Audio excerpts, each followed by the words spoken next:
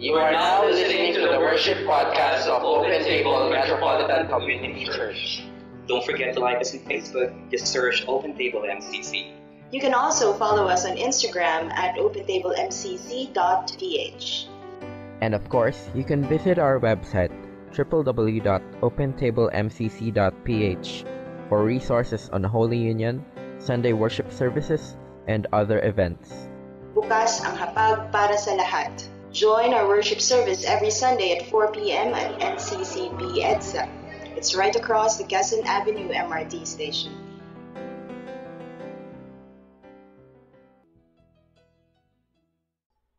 So this is one of the most famous lines in about love that is attributed to Paul.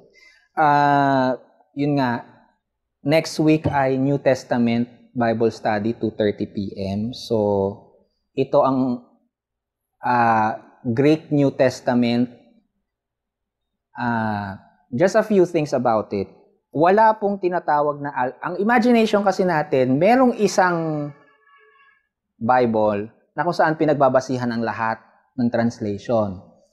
Totoo yon in the sense na ito yon. Pero ito ay kinumpile ng mga Bible translator. Hindi pa translator. Textual scholars from about 10,000 manuscripts. Ang ginagawa kasi nila, walang alpha text. There is no one text. So ang ginawa nila, from different manuscripts,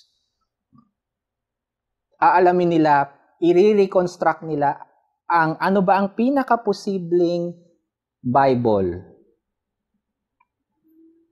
And they come up with this. And this becomes your basis of translation. Ganun ang ginagawa ng mga there are people who dedicate the entire lives just to come up with this. And then there are another set of people who dedicate their entire lives just to translate it from this to this. So hindi madali bumuo ng Biblia. And next week we will discuss about that. Okay, so this is a famous line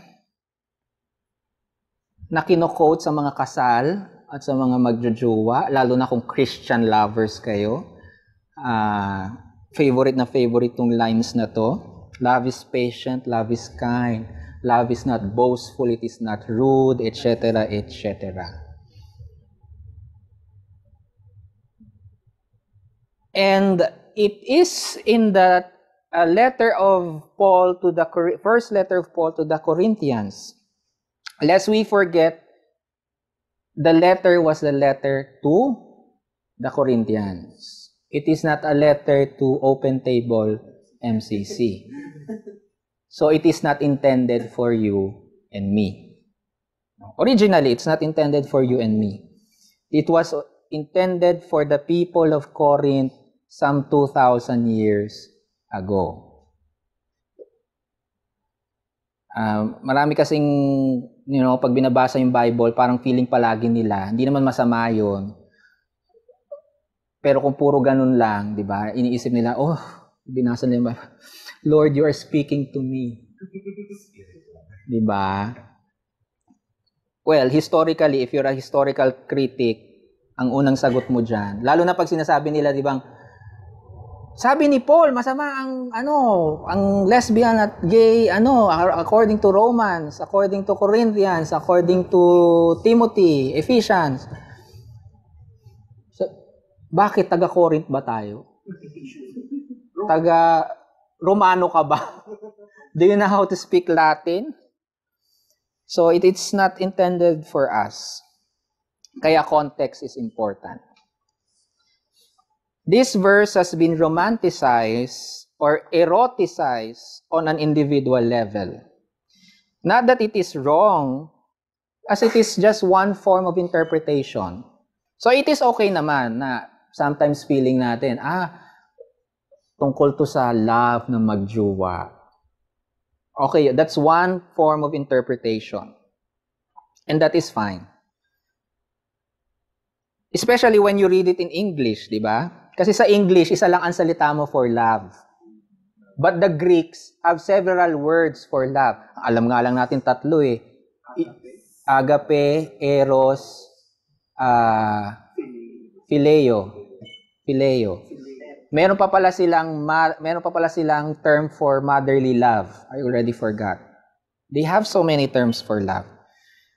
So, especially when you read this in English, and perhaps indeed it is a good set of principles about relationships. Maganda naman siyang principle about personal relationships, whether relationship yan sa jowa o relationship yan sa magulang, sa kaibigan, di ba? Love is patient and kind. And it endures all things, forgives all things, but does not delight in the wrong. Diba? However, in the original Greek, the word for love used, ano yung narinig natin? Agape. Agape. Referring to a love that encompasses all. So, gumamit si Paul ng specific kind of word for love, which is agape. Kasi nga, yung letter niya is letter to the community in Corinth, the church in Corinth. So, yung letter niya, so if it is about love, it is not love na mag-asawa or what. No? So, it is community love. It is a love that encompasses all. And in the Catholic Church, they would define it as the love of God. Agape, the highest love. The love of God. And precisely, it is the love of God because God's love is for all. God's love encompasses all. It is the kind of love that gives you a stomach pain. It is the kind of love that gives you a stomach pain when you see a Palestinian child being violently harmed by an Israeli soldier. Or when you saw that photo of the body of a Syrian child washed ashore because his family was trying to escape the conflict in their country. Nakita niyo ba yon? Anong year ba to? A few years ago to eh. 5 years ago. When naging prolific yung picture nung parang baby pa, toddler, na nasa may beach shore, patay, drowned. You know?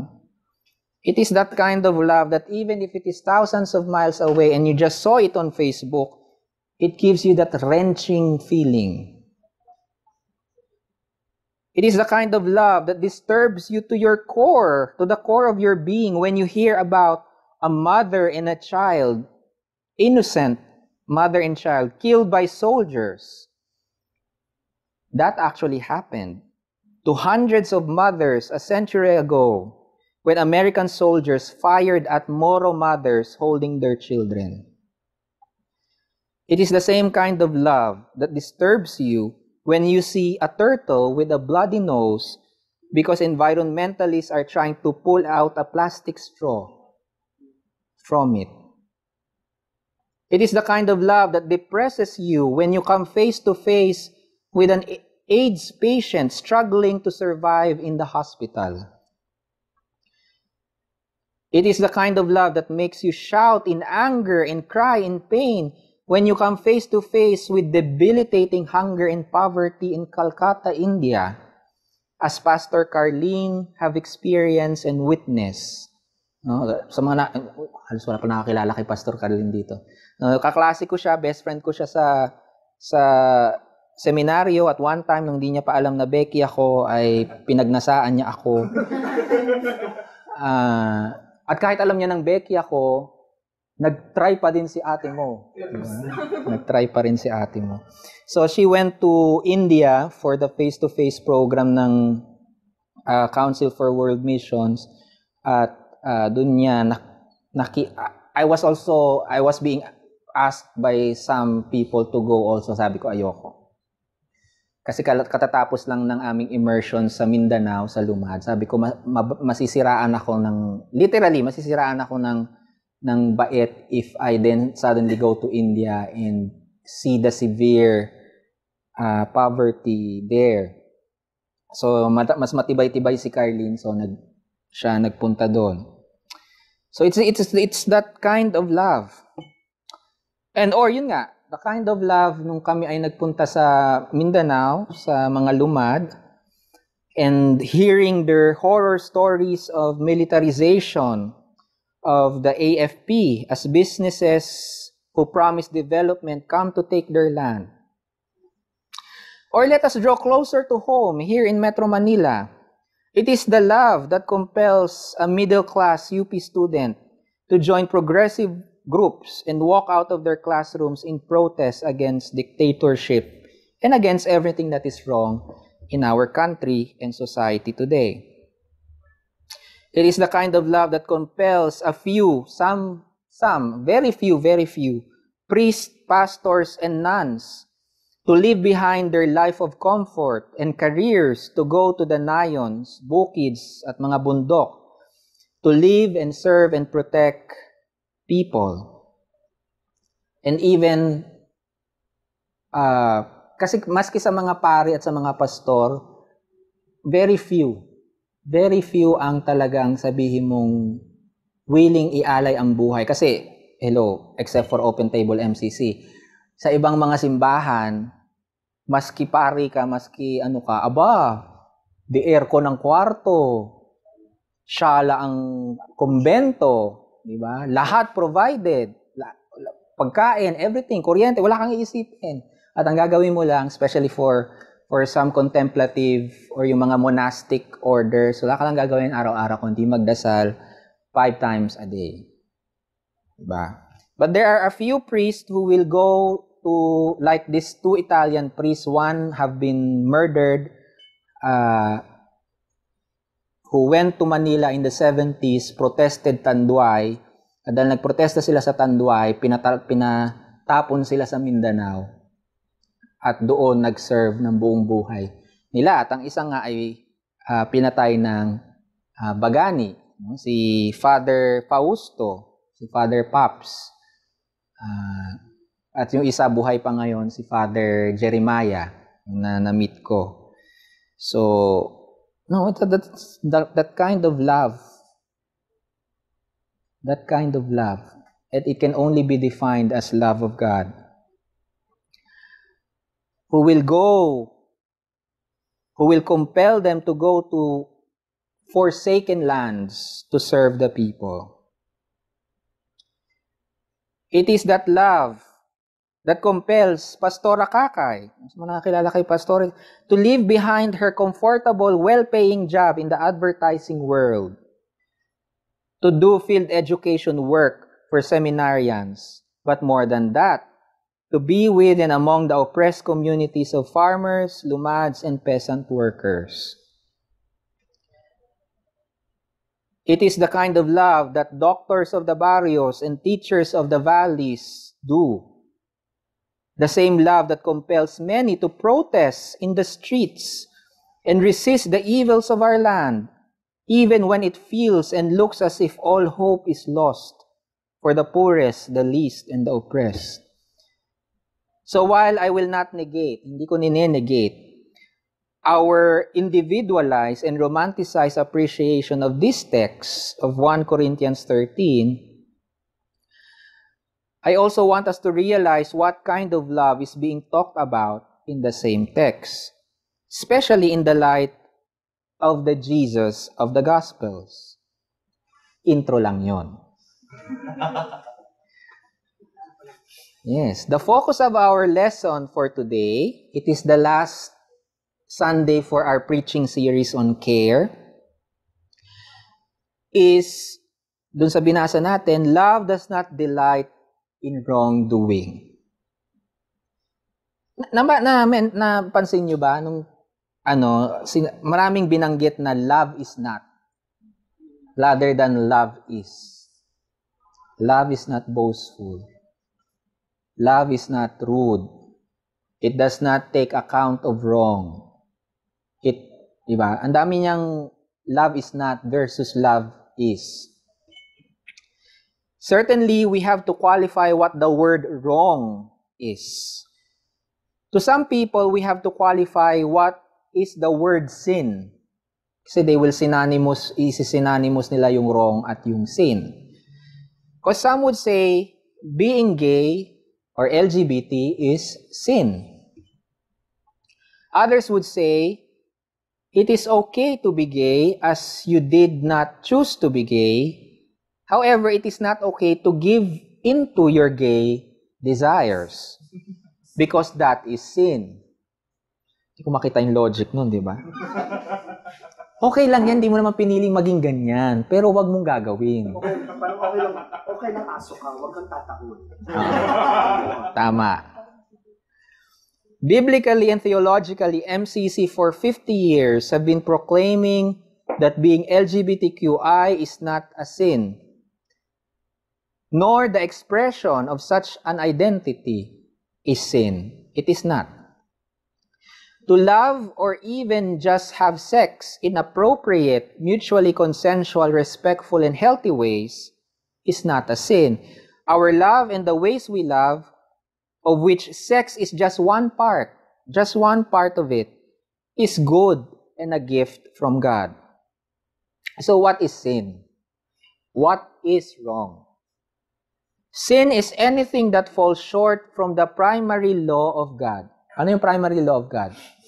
5 Sundays na natin yung pinag-uusapan. Love God as you love... No, love God, love others, love self. Diba? Love the Lord, the primary law. Hear, O people, the Lord our God is one. The Lord is God. Love the Lord your God with all your heart, with all your strength, and with all your mind. And love your neighbor as you love yourself. According to the rabbinic tradition, kasi sa kanila namang galing to sa mga Hudyo, these are not 2 laws, but only 1 law.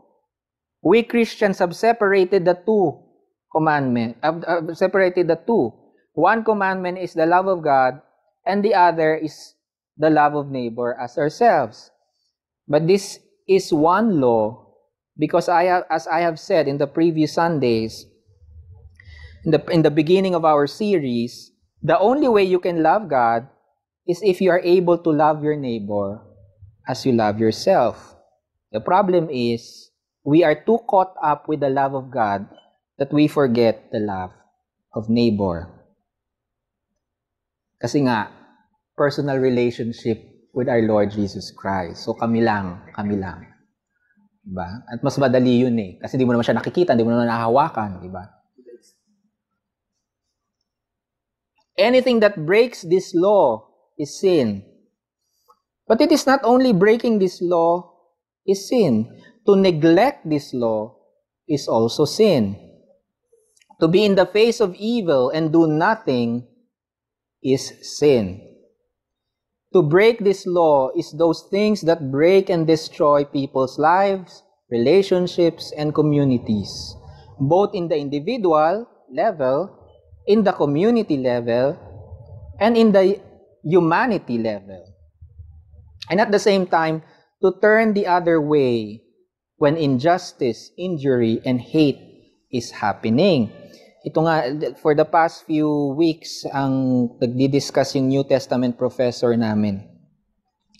Sabi niya, the Good Samaritan, the story of the Good Samaritan. Kasi nga, no Samaritan can ever be good. Ano yun? Judgment yun eh. For you to even qualify a Samaritan as good. Anyway, so, in the story,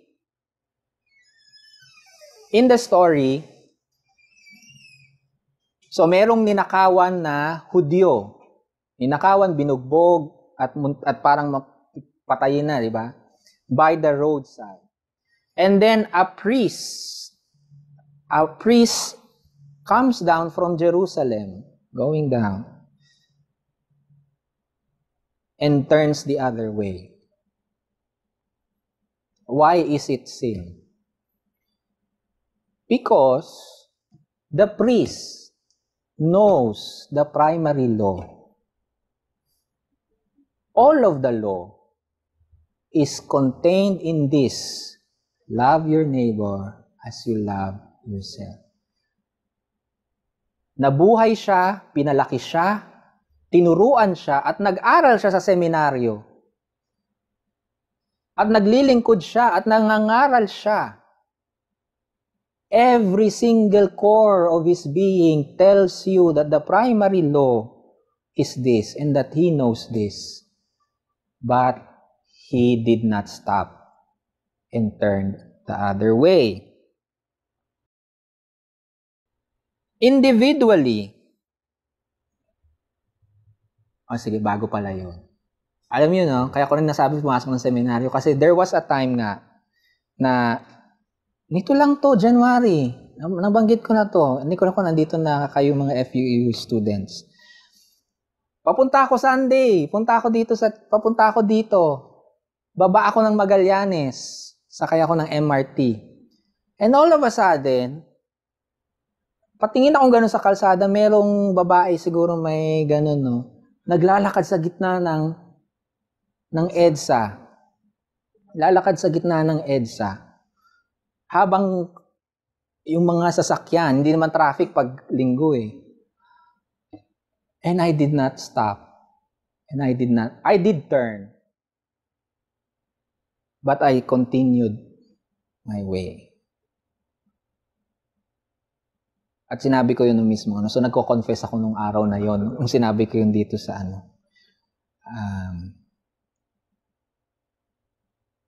yon. Take it as it is. Ako nadi-disturb ako yun. Hindi ko makalimutan yung part na yun. Na I should have stopped, turned, went out of my way to alisin dun sa gitna ng highway yung, at nakaganito naman ako, naka-Roman collar naman ako, so the cars will stop by seeing me pull her from the highway. But I did not stop.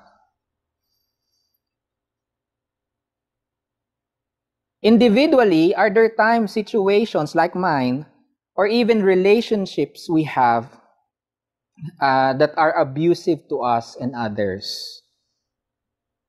Have we been abusive and hurtful ourselves? We are reminded of the battered wives who, despite of the abuse, cling to their abusive husbands. Or do we also have abusive parents or siblings who, despite of their violence, verbally or physically, we continue to take into our lives simply because pamilya namin sila? To care for ourselves and for other people we love also means saying no. No more. It is enough. This must stop. This cannot continue any further.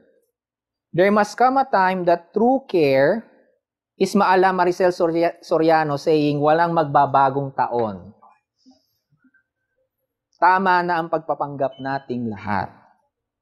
Love does not take delight in the wrong. Love cannot thrive in an environment of abuse and exploitation. Love requires justice in all of our relationships. Justice means right relationship. A relationship of equals and a relationship of mutual respect and dignity. There must be a time when we say to abusive friends, to abusive parents, to abusive friends, lovers, colleagues, and even managers, mga boss sa kumpanya, enough! This must stop. And as Gandalf in Lord of the Rings would say, you shall not pass. To care for ourselves and others is to stand against and resist anyone who will hurt us and others. And also, it also means to resist our own tendency to hurt others. When an intruder enters your home by whatever means, including calling the police, we do something to make a resistance. And not only that, but to expel the intruder from our homes. When someone, halimbawa, naglakad kayo, nang kasama mo nanay mo, o kaya tatay mo, no? And then someone, anong gagawin mo? Biglang may sumampal sa nanay mo. Or someone suddenly verbally abuses your mother. Will you not come to her rescue and defend her? Love endures.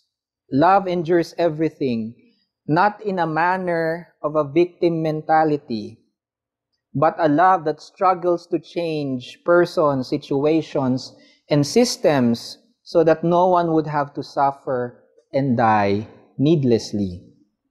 This is the love of Jesus Christ. This is agape.